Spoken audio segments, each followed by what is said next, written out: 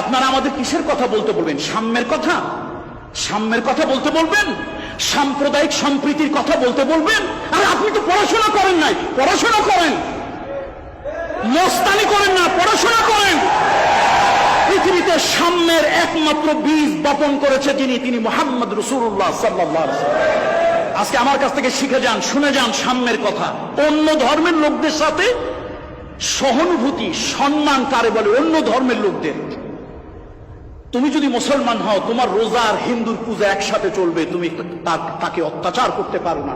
তোমার মসজিদ তোমার কাছে যেরকম সম্মানী পবিত্র, একজন হিন্দুর কাছে তার মন্দির, একজন খ্রিস্টানের কাছে তার চার্চ অনুরূপ ভাবে পবিত্র।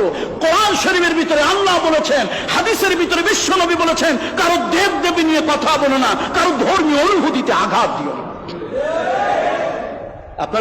আপনারা আমাদেরকে শিখাই দিলে সে ওয়াজ তো সুন্দর হবে না। আমাদেরকে কোরআন হাদিস থেকে ওয়াজ করতে বলেন, না হলে কোরআন একটা বানায় দেন, এটা আমাদের বানানো কোরআন, এইটা দিয়ে ওয়াজ করেন। মুহাম্মদ সাল্লাল্লাহু আলাইহি ওয়াসাল্লাম মদিনায় গেলেন।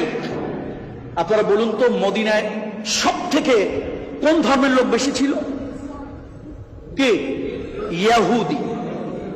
পৃথিবীতে আমি রাষ্ট্রবিজ্ঞানে, ঢাকা বিশ্ববিদ্যালয়ের রাষ্ট্রবিজ্ঞানের একজন প্রাক্তন ছাত্র হিসেবে বলবো, চ্যালেঞ্জ দিলাম, পারলে আমাকে একটা নজির পৃথিবীতে দেখান অন্য ধর্মের প্রতি একজন ধর্মযাজক এতটা সম্মান দিয়েছে। পারলে আমাকে একটা নজির দেখান, একটা, অনলি, সিম্পল। পারবেন না। অথচ আমার নবী কি করলেন? গিয়ে দেখলেন ইহুদিরা উত্তর দিকে ফিরে তারা প্রার্থনা করে, প্রে করে। কোন দিকে ফিরে? নবীজি তার কাবা হলো দক্ষিণ দিকে। নবীজির কাবা কোন দিকে? দক্ষিণ দিকে। নবীজির কাবা দক্ষিণ দিকে। শুধু কাবা না, এই কাবা লালন পালন করেছে নবীজির দাদা, বাবা, পূর্বপুরুষেরা, কুরাইশ বংশ, আব্দে মানাত গোত্র। এই কাবার মুতাওয়াল্লি, এই কাবা যুগ যুগ ধরে বংশ পরস্পর দেখাশোনা করে আসছে। রাসূলুল্লাহ সাল্লাল্লাহু আলাইহি ওয়াসাল্লাম চিন্তা করলেন, এত বড় একটা ধর্মীয় গোষ্ঠী, তাদেরকে আঘাত দেওয়া, তাদের সাথে বৈরিতা করা অথবা তাদেরকে অসম্মান করা যাবে না। নবীজি উত্তর দিকে ফিরে সালাত আদায় করতে লাগলেন। একটু আল্লাহু আকবার বলবেন না? কোন দিকে ফিরে? আপনারা কি কান খোলা রাখছেন না কান বন্ধ করে রাখছেন? পৃথিবীতে একটা নজির দেখান তো। আপনি সাম্প্রদায়িক সম্প্রীতির কথা বলবেন, মুহাম্মদ সাল্লাল্লাহু আলাইহি ওয়াসাল্লামের কথা আগে বলেন। আপনি তো হুজুর কোথায় গেলেই তাকে নিয়ন্ত্রণ করতে চান, এইভাবে না এইভাবে কথা বলিয়েন। বলবেন কোরআনের কথা বলেন, হাদিসের কথা বলেন, নবীর আদর্শের কথা বলবেন। তাহলে আল্লাহর কসম, মসজিদ আর মন্দির পাশাপাশি থাকবে, কেউ কারোটার দিকে চোখ তুলে তাকাবে না। রোজার পূজা একসাথে হবে, কেউ কারো ধর্মীয় ইবাদত বন্দেগী আনুষ্ঠানিকতায় বাধা দেবে না। একমাত্র সন্ত্রাসী, একমাত্র হাইজাকার, একমাত্র বিকৃত মানসিক চরিত্রের লোক ছাড়া কোন ধার্মিক অন্য ধর্মের মানুষের উপরে আঘাত করতে পারে না। ইসলাম এটা শিক্ষা দেয় নাই, এটা ইসলামের শিক্ষা নয়। তুমি একজন হিন্দুকে ইসলামের দিকে দাওয়াত দিল, সম্মানের সাথে দেবে। তাকে তার দেবদেবী নিয়ে কোনো খারাপ মন্তব্য করবে না। একজন সাহাবী বলেই ফেললো, ইয়া রাসূলুল্লাহ, আমি তার দেবদেবী নিয়ে কেন কথা বলবো না? রাসূলুল্লাহ বললেন, তুমি যদি তার দেবদেবী নিয়ে কথা বলো, তাহলে তারা তোমার আল্লাহ রসূল নিয়ে কথা বলবে।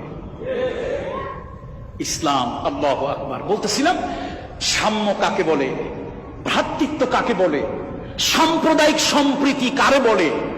কতদিন পর্যন্ত নবীজি উত্তর দিকে ফিরে নামাজ পড়লেন বলতে পারবেন কেউ? কত? 17 মাস। অ্যাপ্রক্সিমেট কত মাস? 17টি মাস। অথচ নিজে যেই কাবায় বড় হয়েছেন, লালন পালন হয়েছে, বাপ দাদা 14 পুরুষ, যে কাবার মুতাওয়াল্লি, কেয়ারটেকার হিসেবে কাজ করেছে, সেই নবী অন্য ধর্মের প্রতি রিসপেক্ট, অন্য ধর্মের প্রতি সহানুভূতি, অন্য ধর্মের প্রতি সহনশীলতা, অন্য ধর্মের প্রতি সাম্প্রদায়িক সম্প্রীতি। আজকে যদি মুহাম্মদ সাল্লাল্লাহু আলাইহি ওয়াসাল্লামের শিক্ষা আমাদের ভিতরে থাকতো, বলেন সাম্প্রদায়িক দাঙ্গা বাজা সম্ভব না অসম্ভব? প্রকৃত ধার্মিক পারে না। ধর্মের নামে যারা বাটপার, টাউটার, নামাজ রোজা একত্র পড়ে না, এই বাটপার গুলো ওই কাজ করতে যায়। কথা ঠিক কিনা বলেন? প্রকৃত ধার্মিক কখনো অন্যের উপরে সন্ত্রাসপনা, জঙ্গিপনা করে না। করতে ইসলাম বলেনি, ইসলামী আদর্শ শিখায়নি।